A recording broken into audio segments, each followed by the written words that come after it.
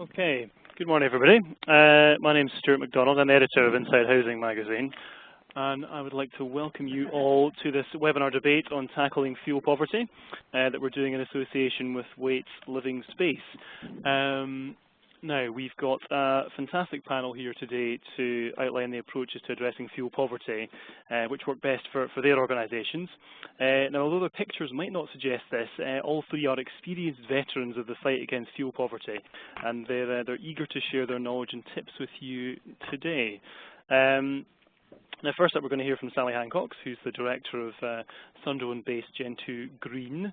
Sally's organisation has led the way in researching a variety of methods to cut carbon emissions and help people out of fuel poverty. Gen2 has examined this both in terms of a building's fabric and the behaviour of its occupants. Next up, we'll have Miles Hearn. Miles is the Energy Director of Waite's Living Space. Waite's has been one of the pioneers in making the construction industry more sustainable. Miles is going to talk us through some of the approaches Waite's Living Space uses in its housing work. And last, but by no means least, we have Robin Roberts, who's the Property Services Director for Relish at Worthing Homes. Relish has become something of an eco-legend in its own lifetime as a result of its work to test the best methods of making its homes more energy efficient.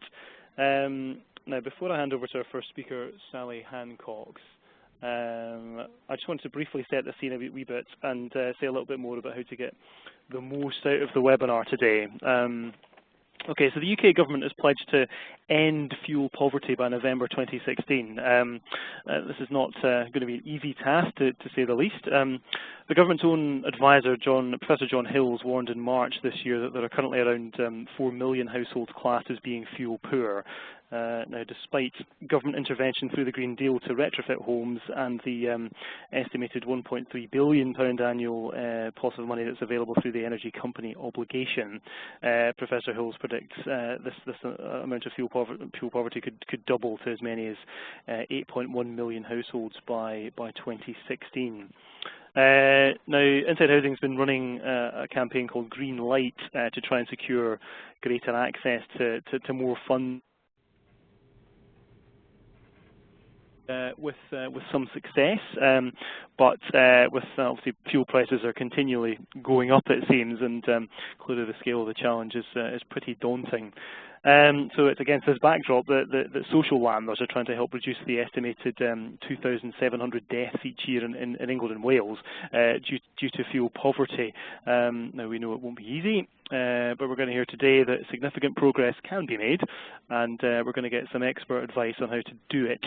So please make sure you ask plenty of questions at the end to get the most out of the session.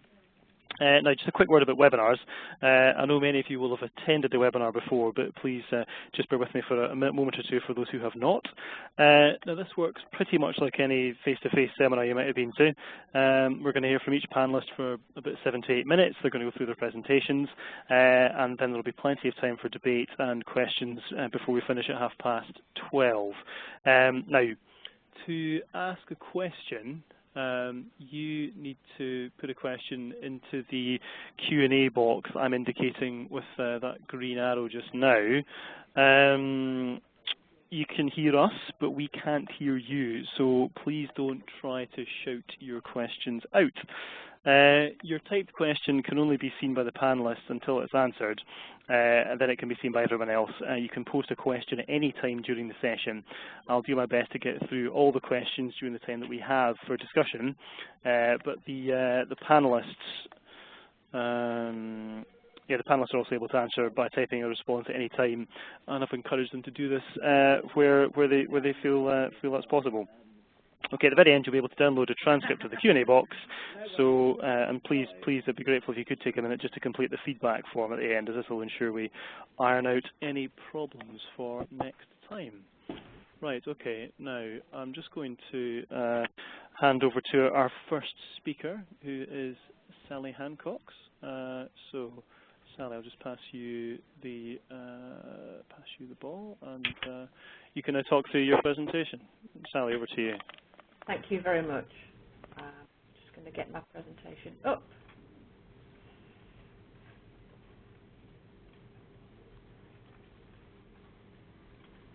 Okay. When I started thinking about preparing for this and talking about fuel poverty, it struck me that that was quite a negative way of thinking about it. So I came up with what I thought was the opposite of poverty, which is prosperity. And then it struck me that really we're not trying to get people so prosperous with fuel that they become quite ambivalent about how they use it. So I do think this is a tricky area in terms of defining exactly what it is that we are trying to achieve and come up with a snappy title that allows us all to understand exactly what that is. In terms of our approach, we have taken both the very narrow and deep, i.e. the well on the left approach, and we've also taken the broad and shallow, i.e. the puddle approach.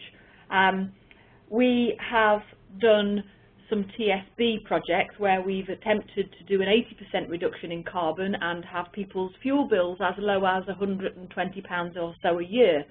We've decided that that kind of approach isn't sustainable for us as an organisation because we just haven't got £75,000 per property to spend. So the broad and shallow approach that we've taken is what I'm going to describe in much more detail today. We have undertaken a couple of retrofit pilots involving 100 properties or so each, our retrofit reality and our PAYS pilot work that we did on behalf of DEC. And then in the last financial year, what we've been able to do is take a much larger sample of properties, around 1,200, and we've worked where our investment plan was already planning to go. So our energy saving bundle scheme was an alignment of our investment plan plus a bit extra. And so what we did was, with the Department of Energy and Climate Change and with our partners British Gas, we decided to test the principle of people paying for their energy efficiency measures on the basis, aka Green Deal, that they would save enough money to pay the charges. And we aligned it with our investment plan, as I said before, and we combined the measures of double glazing, new heating systems, and PV where appropriate. What we found is that of the 1,200 households that we offered that to, 803 or 79% said, yes, please, I would like to do that. And we have an increased take-up this year, actually. In terms of some of the other numbers there, 16p is the charge for a window per week over 15 years. And we've attached that. You get a choice as a customer. You can either pay it through your rent account as an energy efficiency charge, and we make an amendment to the tenancy agreement to facilitate that, or we offer that you can pay via the meter, again, aka Green Deal, and British Gas are facilitating that for us. We charge £1, which is a service charge toward the maintenance cost on the PV panels where PV panels are fitted, and that works out on average as about half the savings a household would expect to make per year. And so what we've chosen to do in this way is definitely protect the customer's golden rule. We've made sure that customers will, as long as they follow some fairly basic advice, always make more savings than they are expected to pay out. We have funded this by, as I said, using our investment plan, and then we have used CESP funding, and then we've topped that up with a customer charge. Now, there is a variety of different charges depending on the measures fitted and the scheme that we've put in place. So one example would be in our PAYS pilot, we estimated that in order to make solid wall payments pay, in order to get the payback, we'd need 63% of a grant or eco-equivalent, which we were able to get from DEC as part of that pilot. Whereas in ESB, our Green Deal pilot, the vast majority of the funding has come from our own investment plan and from realigning it to make the best use of it. And the customer charges, in all cases where we've done works, are the minority, the smaller part of the cost. And so will not repay fully what the full cost of the works are. So that's our approach, and what I thought it would be useful for people to hear is some examples of what customers say about this. And so here's a few words from some of our customers about what they think about it. This is the point at which you'll need to check that you've either got your earphones or your sound turned on your computer. It won't come through the phone line. Okay, thank you, Sally. I'm just going to upload this just now, so if you will just bear with me a second.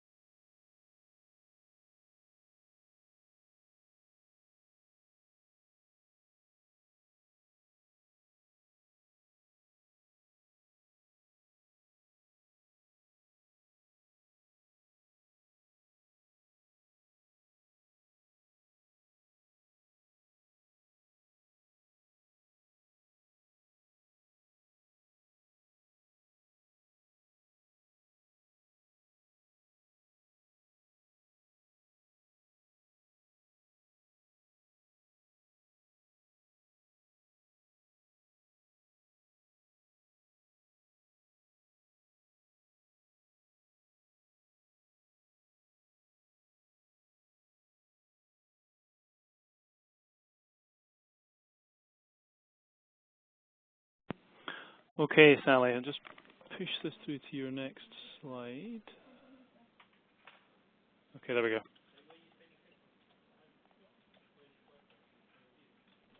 Money or carbon, people are much more interested in security, looking forward, in warmth, in health, in well-being, and in how the family gets on together, which is just why I've picked those few images there.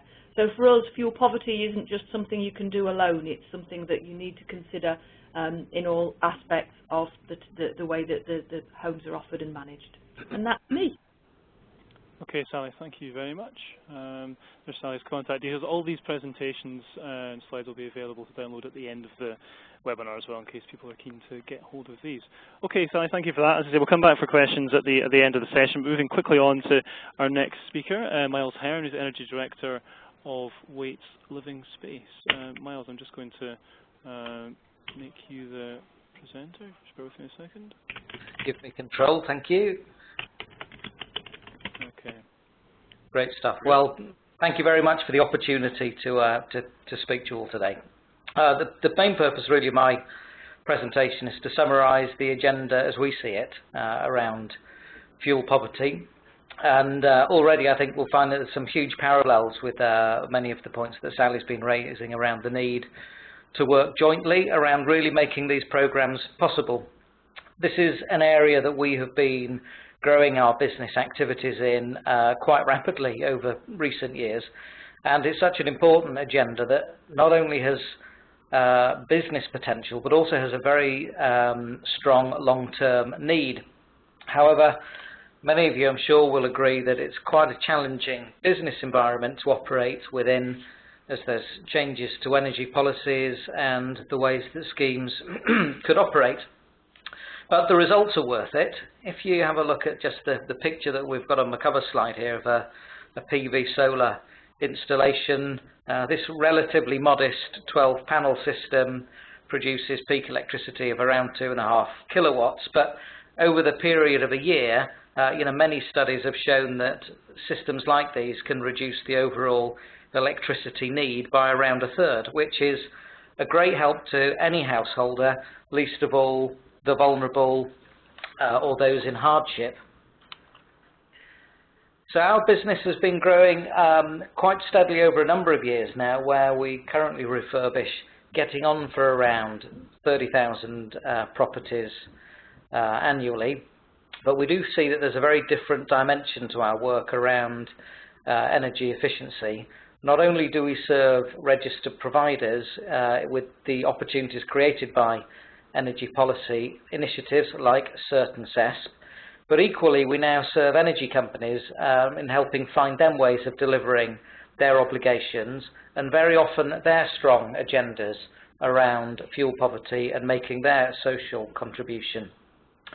Another key element that we've found is that our offering is not just around implementation, it's also around making projects happen, finding ways of optimizing the funding and really brokering a solution that works for all parties, including the energy companies that fund them, the residents, the registered provider, and of course meaningful work for a contractor also. But if we just dwell on fuel poverty for a moment, it really is a very significant concern. And if we think about the challenges for fuel poverty, I kind of visualize there being three principal drivers behind the challenge.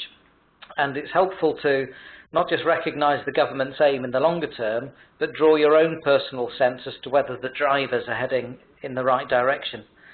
The first of these is around gas and electricity pricing. And historically, although over relatively recent years, since 2007 to 2010, there was an increase of around 14% in electricity and surprisingly 27% in gas pricing. So well above RPI increases, and I'm sure that we will have all spotted in recent press there's been a round of further energy price increases of around the 10% mark. So a challenging time for the fuel poverty agenda as far as price goes, and for the longer term, unfortunately the government analysis all suggests that net prices will be increasing as much as 70% within a 5 to 10 year window. So a very significant series of challenges around the pricing component for gas and electricity. The next driver is around poverty and economic hardship more generally. A typical dual fuel bill today is in the order of around £1,400 for an average consumer. but the overall price element is very sensitive to the number of householders that might be in fuel poverty, and some reports suggest that even a 1% movement in gas and electricity prices would have the effect of putting a further 45,000 to 60,000 people into fuel poverty. And of course, with the unfortunate backdrop we have in the UK around our general economic conditions, it's really difficult to visualise wealth creation being the solution to the problem concerning fuel poverty in the medium term. The final driver is that of energy usage, not just energy efficiency in terms of buildings, where even in the social housing sector, 75% of properties would fail to meet an EPC level C if we were to choose that as a relatively arbitrary benchmark. But it's also important to note, I think, that the way that we use energy is changing. And I recall visiting my grandparents as a young boy, quite some time back, I'll confess. But you know, my granny, God rest her, would only heat one room in her house to a relatively modest temperature and leave the rest of the house unheated. And patterns like that and expectations around that are changing.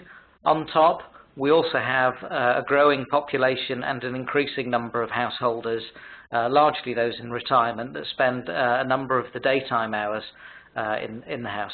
So all of this contributes towards further pressure on the fuel poverty agenda, and it's helpful to recognise that's not the only energy issue that is knocking around currently. On the supply side, as a nation, you may see that we've got the electricity market reform going through government at the moment as far as the energy bill goes, which has the aim of bringing in investment into new assets for our energy agenda to make sure that our supplies are secure, and also to add to the decarbonisation agenda.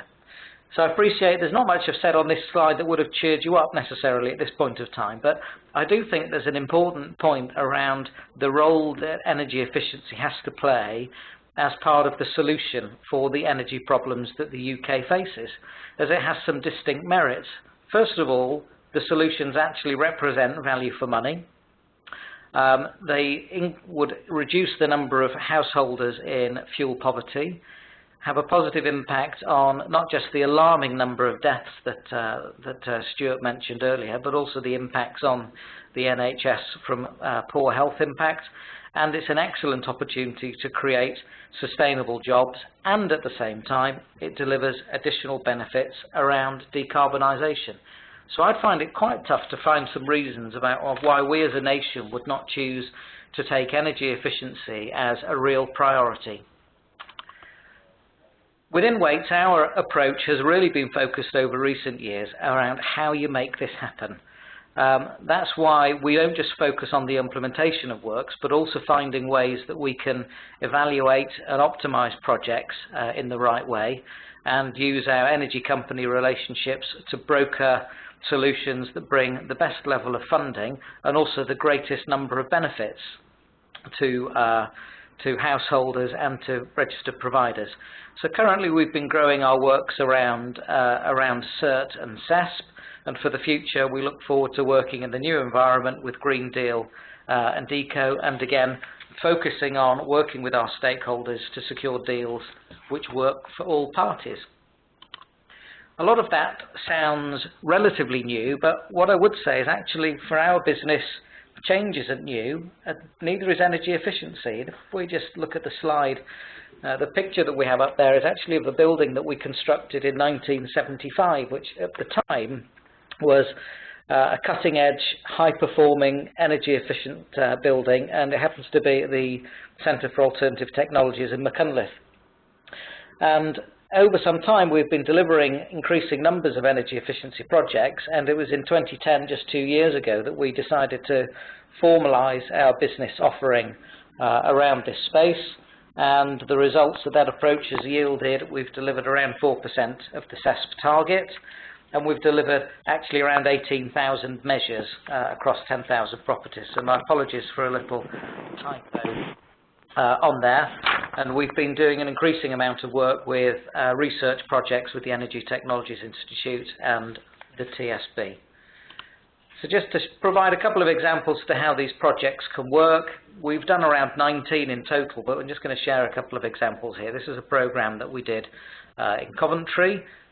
We managed to work very closely with our client and with British Gas as CESP funder, where we were able to integrate a number of elements like double glazing, external render, upgrading boilers, and coming up with a package that would work for all parties and delivered some meaningful benefits to the residents.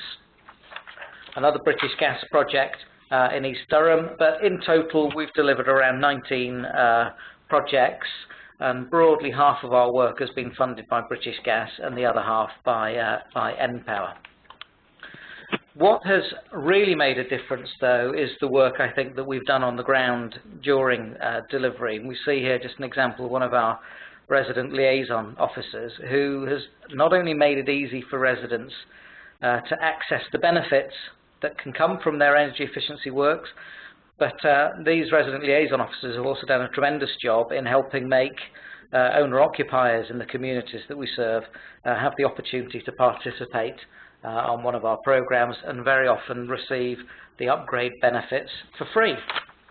So we end 2012 on a real high with as far as our achievements go, and we prepare to grow our works over the coming years. And we wait with great interest, I think, to see how Green Deal and Eco will be discharged for the wider market.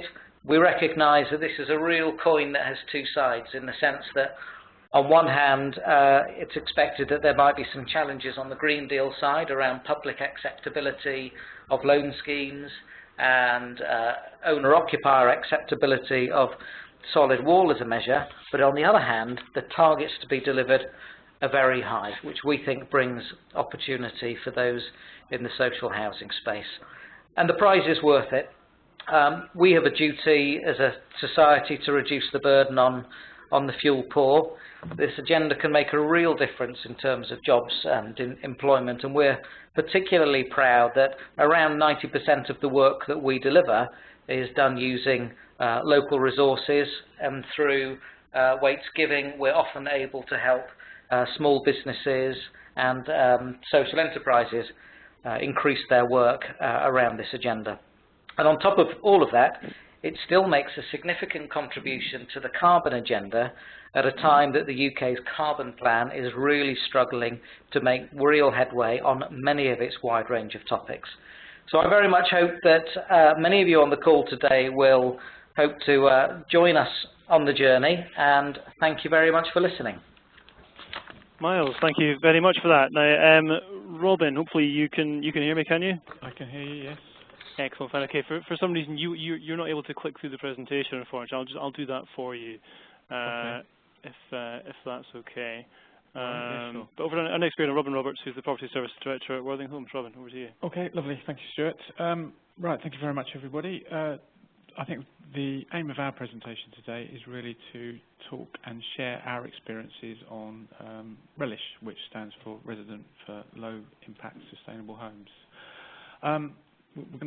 We're briefly going to talk about Phase 1, Phase 2, and how the project has influenced other things that we're doing within our organisation. Next slide, please. I can't see this actually, Stuart, so hopefully I'm on What's in a Name. Yes, you are. Okay. Right, what's in a name? Obviously the presentations today are to discuss fuel poverty. As Sally and Miles have said, a very important topic. What I just wanted to do was say that the work that we've tried to do is, fuel poverty is a term that we've tried to avoid in the language that we use to our residents, which we feel is very important, such as, you know, when we're talking to them about education behaviour, we feel that we should be using the word, for example, about wasting money rather than savings. I think the language that we use when we're talking to our residents is extremely important, and hopefully I'll explain that a little bit later on. So a little bit about the project background. So the Phase 1 principles. Hopefully there's a slide up there that has 4 headings. There is. There is, good, thank you.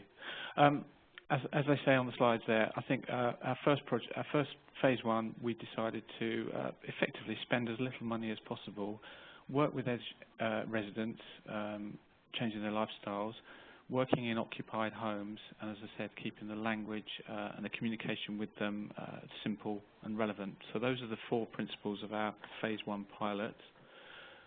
The next slide. In terms of the scenarios that we selected, we took 4 household types. These were semi-detached properties, 3 exposed walls, and what we wanted to do was compare and contrast the impact of education and low-cost works. And as it says on the slide there, we did 4 household types.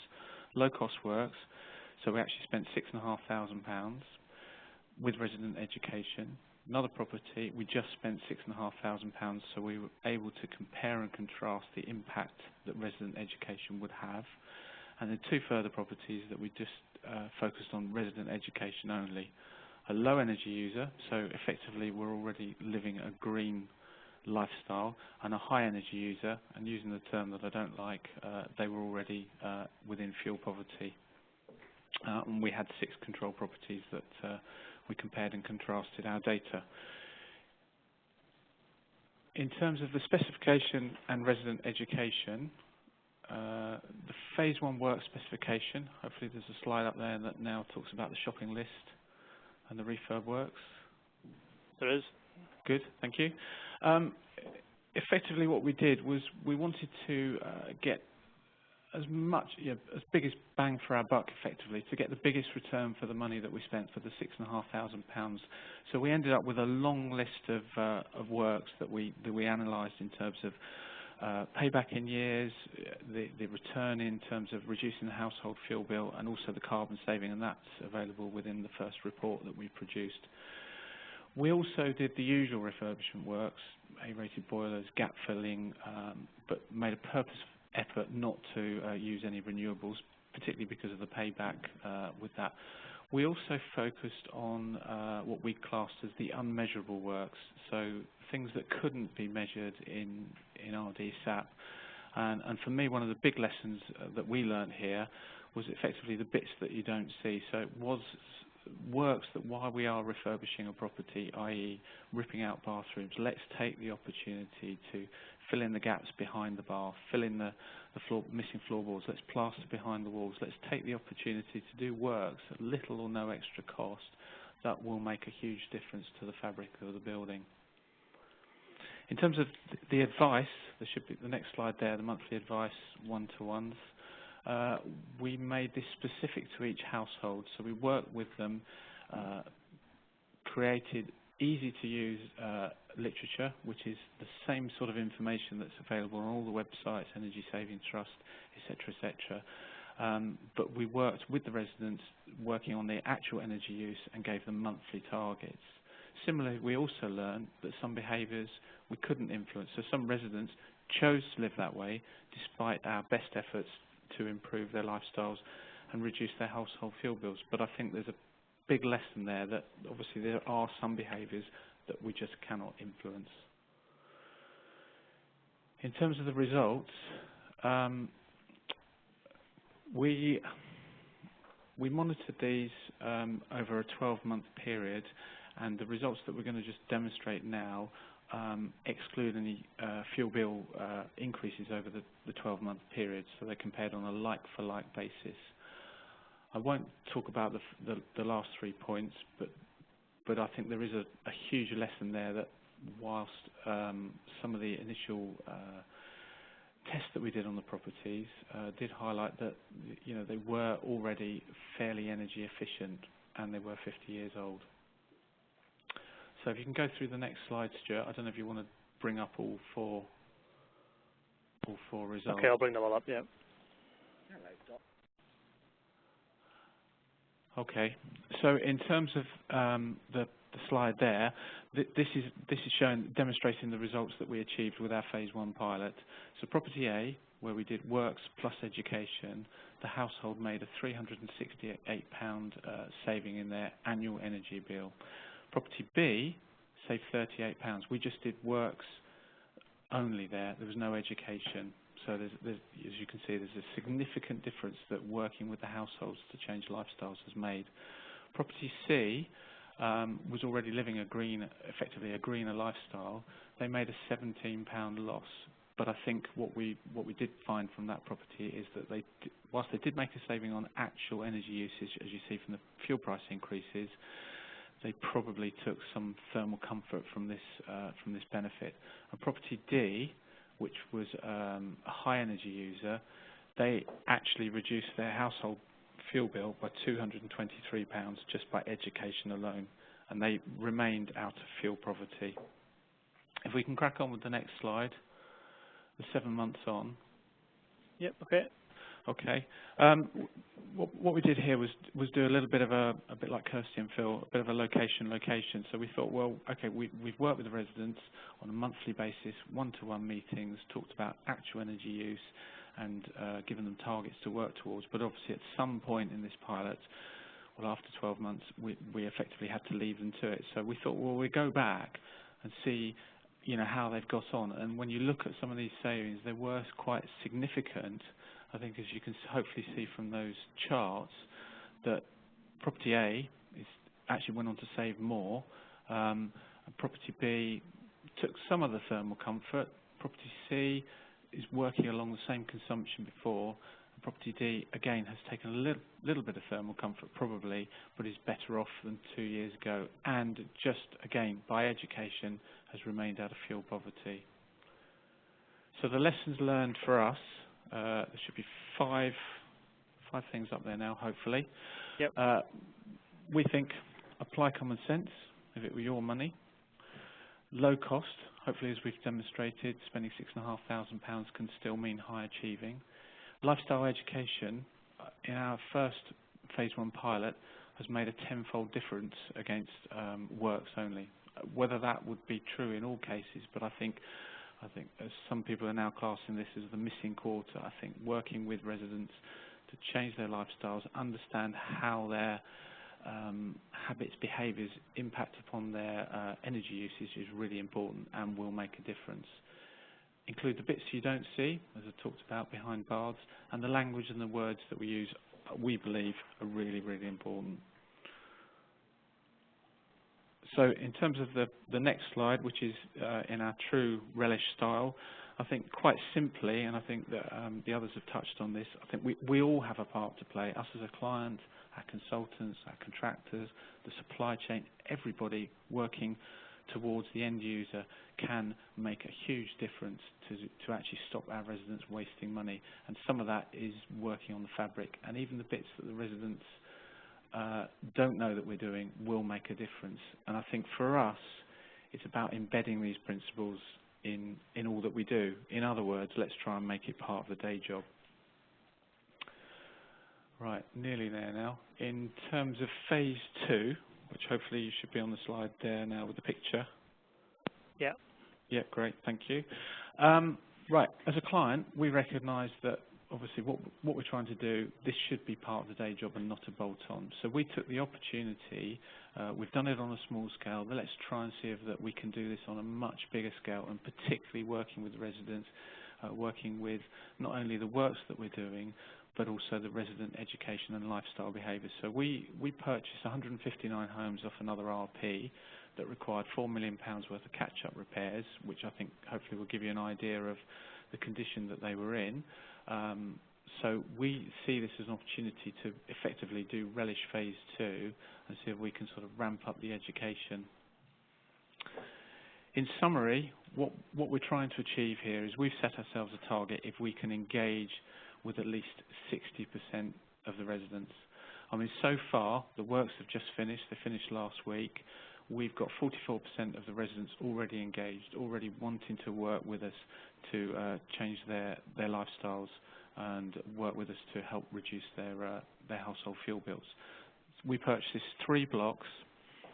In one block alone, one of the smaller blocks of 24 flats, already 70% of the residents are engaged, which is a fantastic achievement, we believe. But I think what we're going to do in part of our post-works analysis is understand why. I think there's a difference in terms of age profile with those residents. Within phase 2, we've set up an education hub. We've been holding advice surgeries with the residents. We've trained the whole of the supply chain. That has been a huge challenge for us, if we're honest. We looked at engaging with the residents at every opportunity. We importantly carried out a pre-energy behaviour assessment. So we talked to each family, each household before we did the works to understand how they lived, to take the principles of phase 1 and then give them a bespoke energy pack at handover of their works. We're going to carry out bi-monthly review meetings with the residents, again to look at actual use and give them a sort of a target to work towards. But we do recognise that we're going to have to adapt and change our vision as necessary. And importantly, we're going to do all of this without any remote energy monitoring, which is great, is very useful, but again for us will not be the norm. It's a very expensive piece of equipment to put in every refurb that we would do, and this we feel will be the norm for most of us. Right, in terms of the next slide, the legacy, if we can, if we've got to, Relish has changed our organisation. Yes, we have. Great, brilliant. Okay, I think this for me is a really important slide. As I say, when we started the Relish initiative within Worthing Homes, the phase 1 pilot, it has completely changed the culture of our organisation, and it's been the it's been the property, the asset team that has led this initiative. So we're working with the residents to engage with them. But what we're trying to do now, and I think how the culture of our organisation has changed, is we're taking every opportunity. So every time that we do something to the building fabric, just to see if we could do a little bit more for little or no extra cost. So trying to change the culture, the way that we think as clients and specifiers. What we've produced is we have an internal group now, and the sort of Relish branding. We have the Relish approved stamp. So a surveyor will produce a specification, and then a team of guys in the office will sit round together and say, well, okay, look, using these principles, what could we do differently, or what could we do that will make a difference to the fabric that we may have not done before. We're also trying to roll this out into other things that we do in terms of our day-to-day repairs. So we've now adapted these to provide advice on all of our repair forms that go out to our residents. So hopefully every interaction that we have, we will try and use it to make a difference. If we can get to the Relish Smart Wire. Yep. Great, thank you. And finally, last 2 slides now, again, how this has influenced our organisation. When we did the phase 2 pilot, we set up, as I said, the Relish Education Hub, and we wired up this flat, a bit like a hotel, or a bit like the IntelliPlug principle, where you can keep essential and non-essential appliances on. So we wired up a flat with sort of white and grey sockets, allowing all the non-essential appliances that were plugged into the white sockets to be powered down by a switch by the front door. Minimal extra cost. We thought this was a great idea. It's a bit like a hotel. So we've taken this principle and we've now just completed a new build, a 51 unit scheme, of which 20 of these homes we've put the smart wire technology. So a bit like a hotel, and we're going to, with the same principles as phase 1, work with the residents that are going to move in there to give them bespoke energy plans to try and influence the way that they can improve their household fuel bills, and again hopefully see if this, what we believe is quite a simple process of wiring a property up with the smart wire, if it works, then perhaps there's an opportunity to roll this out within the rest of our stock.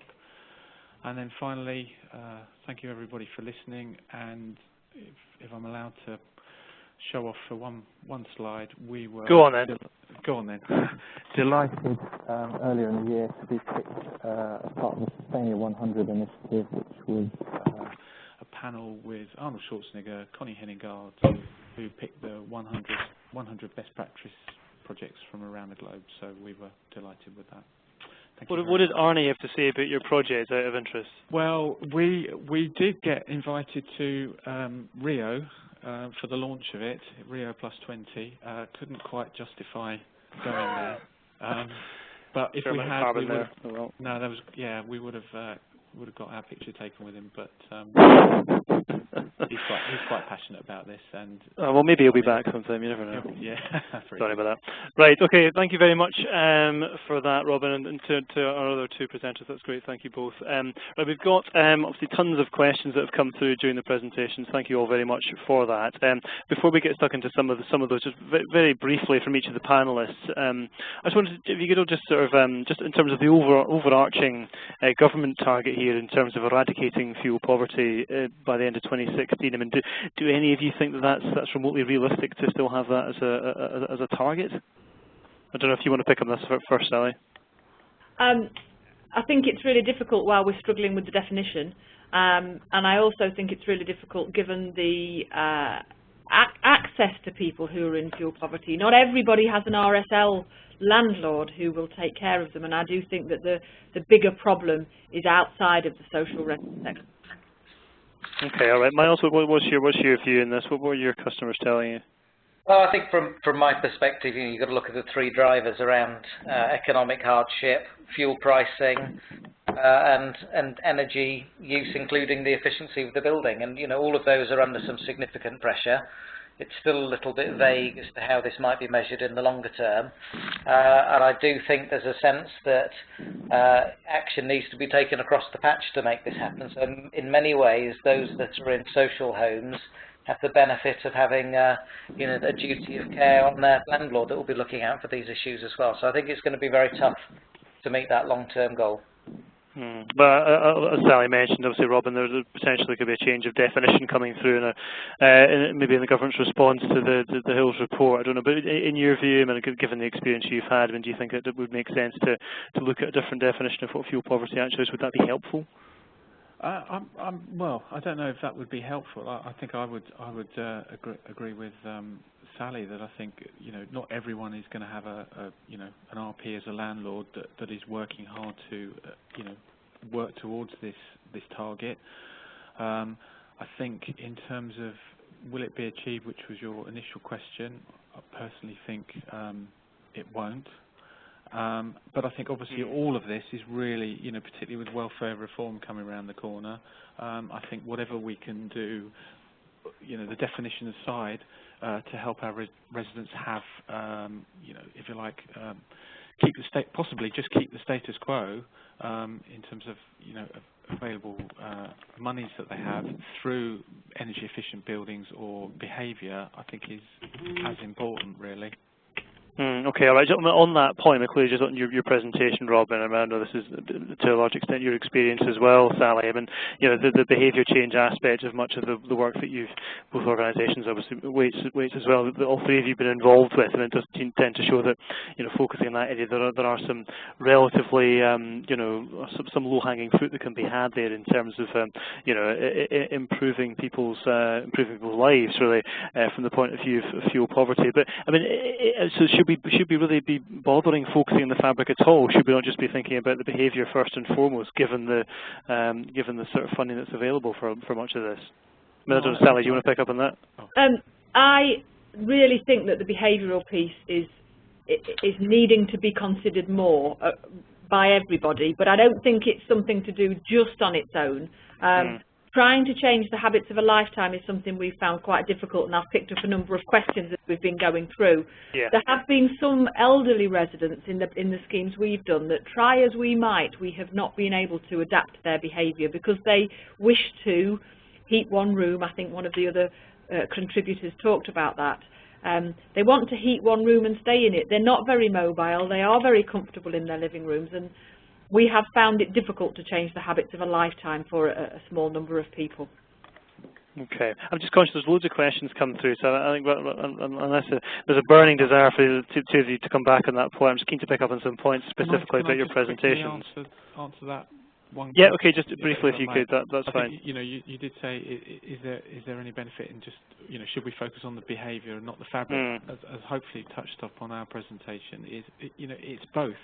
if we can hit it from both angles, I think, you know, we will make a difference. I think behaviour, yeah, as people are calling it, is the missing quarter. You can make a huge difference, but without meaning to, you know, insult everyone, and I've worked in the construction industry for 25 years, I think we've got to change because, you know, very much the bits that you don't see, you know, the old way of, well, if you don't see that, it doesn't really matter. Those are the bits that are equally as important, because we could make a difference to someone's you know, energy bill, even if they didn't know that we've done it, just by doing the same work slightly differently. So I think it's two-pronged. I think we've got to do both.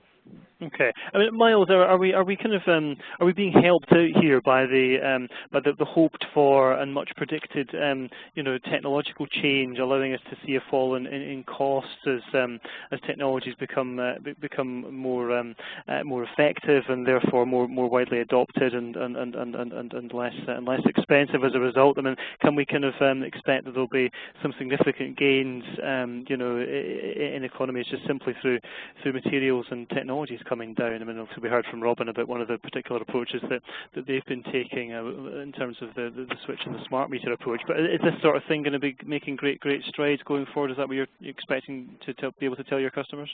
I think there will be differences over time, and particularly if we think about the hungry materials end of the world and the expensive labour end for retrofit programs. But I think that's where policies like ECO will make a big difference over the longer term, particularly in that case around solid wall insulation. But it's interesting, if you just wind back on earlier policies like CERT, which is currently still in force, but it set out with certain aims around developing supply chains for loft and cavity wall insulation, and to that extent it was successful, and it was successful in broadly reducing the cost of an installation of that type by roughly half, if the analysis I've read is correct. So I think as these programs mature and as further work rolls out and supply chains gain traction, then there will be a follow-on reduction in cost for programs of this type. Okay, so although funding is tight, clearly as we've been hearing, I mean, you know, landlords should be expecting there could be some assistance by, you know, despite the fact we are still in an inflationary environment for many materials, there should still be, you know, some further cost savings could be made in terms of, you know, just, you know, in terms of progress around technology and materials. Okay, well that's useful. I just want to pick up on a couple of, there's some specific questions actually, Robin. I know you're not able to see the Q&A box that's been coming through, but there's been some specific questions for you actually. I know Louise Forey, David Burdis, Mike Gilson, and all asked questions for you about the visits that you do to your tenants. You know, I think Louise is wondering if you've got a template for that. David's wondering if you set up one-to-one discussions or you do them in a group. I think Mike was asking whether you've employed extra staff. I don't know if you can pick up on those points just briefly, please. Yeah, briefly. I think with phase one, it was very much, obviously that was our learning. You know, our learning pilot was what it was, one-to-one, working with the contractor and the consultant. So that was very specific. It was having there was to some extent a template, but it was almost based on a sort of a diary of looking at what they did in the last months, comparing against the actual energy usage, and then trying to having a discussion with each individual family and saying, well, you know, there was a peak of energy use here, what happened, or at a kids' party, okay, understanding how that happened, and then working with them for their bespoke targets. And when I said, for example, you know, there's some behaviours you can't influence, and I was referring to the amount of time that we talked about one lady that used to have 3 baths a day. But, you know, we tried, as we were blue in the teeth, to say to her, look, actually it's cheaper to have a shower, but actually that's how she wanted to live. In terms of phase 2, there are no, as such, no extra staff. What we've done is we've made this part of the contractual works, but there is a template that we are working towards. Okay, great. Thank you for that. I'm just conscious of the time, Robin. Sorry to jump in, but there's loads of other things we wanted to get into. Mike, again, and a number of others have asked questions specifically about the funding aspect of this. I don't know, Sally, if you can maybe pick up on this. I mean, Mike's been asking about the process for accessing ECO. It'd be useful just to get your view actually as well in doing that actually about you know, the structures going forward. I mean, it looks. I was doing some reading before the session, but it looks as though there's going to be about half half the amount of money available as there was previously for social landlords in terms of helping to tackle fuel poverty. So I'm just wondering, I mean, what are your views here, and obviously in terms of actually accessing the available money, what tips would you have for people? Well, what we're trying to do is forge relationships with energy suppliers who obviously have access, who obviously are the providers of this funding, and we're trying to make sure that our investment plan is structured in such a way that we can take full benefit of that funding when it does become clear exactly how you can get your hands on it. So, it's no surprise, as many RSLs are already doing, we're looking at where the big eco-carbon savings are going to be in terms of hard-to-treat property. And I think until we're a bit clearer on exactly how you can get your hands on that money, the best thing to do is to have schemes ready to go in terms of those big carbon savers, i.e. solid wall. Okay, thank you for that. Well, that answers your question, Mike. I mean, just on the energy companies' point, actually, I mean, not just to the panel in general, I mean, do you think that they're doing enough themselves to help sort of address the issues of fuel poverty? Obviously, there was a big play made earlier in the year about, the requirement on energy companies to make sure people are on the lowest possible tariff. I mean, in your experience of working with energy providers, I mean, I'll put this to maybe Sally, maybe you want to pick up on this briefly, but I definitely want to ask the other two panelists their views on this too. Maybe if I could jump in on this one, sure, okay. Stuart. I mean, it just helps the panel a little bit, but I spent 8 years working for one of the big energy providers. And okay, what I would say is that, energy companies do have strong commitments to serving their communities and behaving in a responsible way. And many do have, for example, discounted tariffs or special provisions for vulnerable customers, and very often will sponsor schemes as well. But clearly, fuel poverty is a huge issue for the energy companies across the patch, and it plays a significant part of their discussions with the policymakers. And I would suggest, though, it's worth just bearing in mind that whilst they might be very active in terms of budgeting and their conscience, they have a wide range of issues to address in their sector, of which this is just one of them. Yeah, okay. No, thank you, Pam. I'm just conscious of time. So, Robin, did you want to come in on that before? There's a couple of other things I wanted to get into before we finish. I mean, I think probably that's been covered. I mean, it's not an area of expertise, so not saying I'm best. Okay, no, that's absolutely fine. There was a question came through, actually, Clive Malone asked about any advice people had for setting up resident-led fuel poverty or energy efficiency groups. I don't know if anybody, Robin, maybe you want to come back on that. Clive was keen to know, just any what would be a realistic expectation around what such a group might be able to achieve in terms of affecting an impact on the levels of fuel poverty in a community. I mean, it's not something that we've actually done, but I think it's something that we are looking to consider how we can do this particularly in phase 2. And obviously, as I said, now the works are finished, we've given everyone their bespoke energy plans. But I think behaviour, learning from your peers is very important, and what we're trying to do is share this probably through some.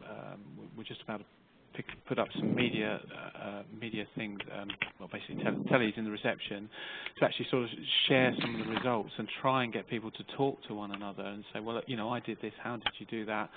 And we have had some groups of residents meet in the education hub, which has been really useful.